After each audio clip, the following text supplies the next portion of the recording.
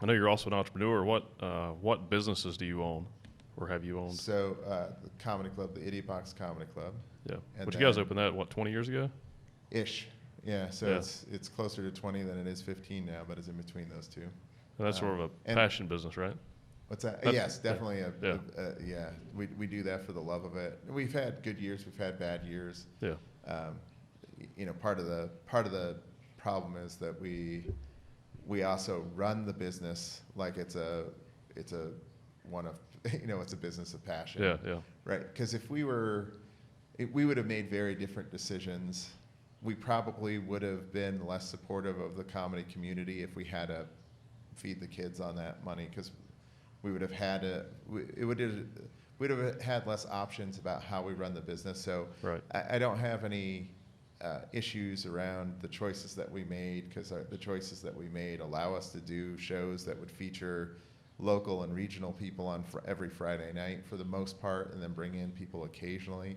Like that's the model that we have, and it's there's a reason that it's not the same model that Comedy Zone or Right, yeah. or Because Paul's not a comedian. I'm not dogging Right. Paul, but he's a Correct. business person. He's not Correct. a comedian. So Yeah. it's ran. He's making a business decision typically. correct. And if Yeah. you look at all of the comedy clubs across the country, it's there's very few mom and pop comedy clubs out there. Yeah. Dead Crow is another one in North Carolina. Timmy Sherrill owns that one, and he's a good guy, and they've been doing well. Where's that at? In Wilmington. Oh, okay. But I take some pride to say that we're the longest running mom and pop comedy club in North Carolina. That's awesome. And I don't know, my brother's an accountant, and one of his clients owned a comedy club up in New York, upstate New York, and to make to make money doing that, he couldn't live off of one. He had to have 20. Wow. Yeah. So when I was opening up the comedy club, my accountant brother was giving me the advice of, that's an awful plan. Yeah. That's a Yeah. really awful plan, because here's someone who needs 20, so don't plan on living off of it. And we haven't. So Yeah. it's been good. We get to run a business, keep it in the black, but if we're barely in the black, we're okay. And then if we end up in the red because we move and we have to reinvest and do the upfit again, we're also okay, and we'll dig out of that over time. Yeah. Yeah. Well, I guess that's part of that business is also an outlet for you too, for both of you guys, right? Absolutely. Yeah. So there's nothing better than having a crappy week of work where it's just all day, and sometimes I'm so tired I don't want to go, but the fact that I have to go is really good. And then I laugh and I have a good time, and You're glad you went. So glad I went. Yeah. Right. And it just it keeps me sane, and then it actually makes me better at the day job. Yeah. Like I have no doubt that I am where I am. I have a VP title. I wouldn't be there if it wasn't for the ability to kind of reset on the weekends, but also the lessons that I learned there. Yeah. Talking about about the lessons that you learn, the lessons that I learned performing, I use those in like the improv skills of being a good team member, but also being a good boss, right? What is it really that I want? I don't want actually to be a dictator at work. That doesn't foster the right team. Just like on the on the improv stage, if you're like, I'm the funniest one up here, I deserve to be up here, and everybody else serves my stage time.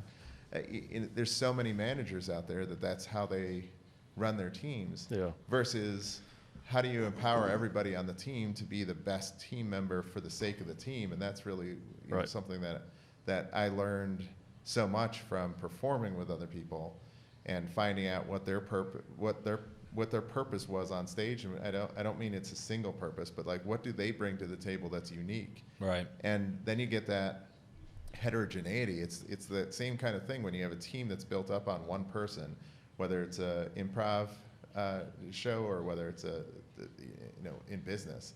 If it's very inbred. When you find something that if we find an issue that person doesn't know how to handle, then the team breaks down and nobody can That's right. figure it out. Yeah. It's a big weakness, and actually, and this is not me saying.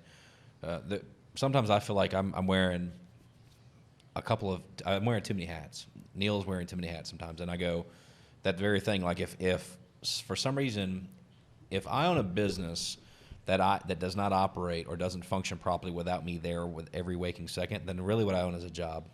And so sometimes we have to be really careful that we aren't putting ourselves in this position where we control too many things, right? We really need other people. And so one of the things you were talking about, it's not necessarily about comparing myself to them or comparing others to each other. It's really about that person. What do they bring to the table? What are their strengths? Like, and them being the best them. And that whole kind of cliche, the rising tide, the rising tide, raises all ships or whatever. What is that? Yeah, I think you nailed it. Something like that. And that's kind of the thing for us. I really, especially our core group, it's like if we can help everybody, I think I have more room for improvement than everybody else because I believe I've got a lot of potential. But if I've got a lot of potential, it means I've got a lot of room for improvement. And I say that to them. I say that to myself.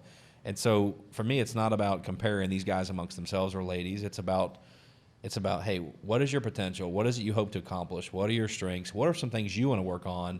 And then like we get this symbiotic relationship that really it fosters a culture, which has happened at the Idiot Box, and it changes people's lives. Like that's kind of what you're talking about, I think. Yeah, and so like our mission to support the comedy community actually then extends beyond that, because if we can make people more successful in their regular lives, that has this is the really cool domino effect